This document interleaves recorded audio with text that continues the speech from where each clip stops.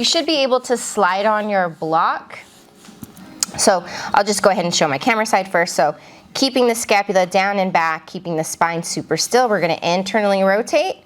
Now pay attention to your wrist and your elbow. Try not to let it do any funny business. So as you internally rotate, there's a tendency to stick the fist towards your body.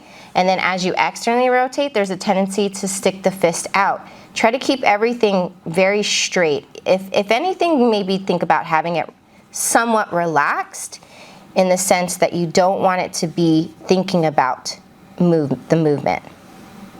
And then externally rotate.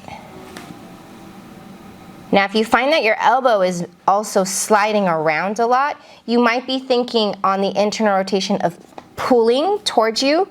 Just think of the rotation. Don't think about pulling in. And then if you find that your elbow is sliding out as you're externally rotating, you might be trying to abduct it instead of just rotate it. And we'll do 4 of these. So I have 1 more of each. Squeezing at the end of each one. And then I'm going to return it to neutral. Hopefully the hand is in line with the shoulder. All right, and then do the other side. Okay, so internally rotate. So yeah, Andre, your elbow's kind of going out instead of the fist rotating around. Yeah, there you go. Rotate the fist around.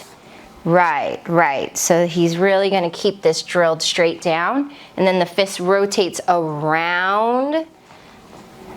Yeah, around the bicep, tricep.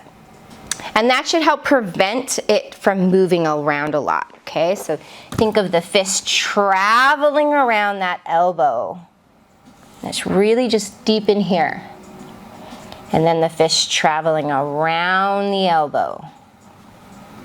And squeeze at the end. All right, so 4 of these guys. Starting to feel the shoulder joint stuff going. And again, pay attention to this stuff here.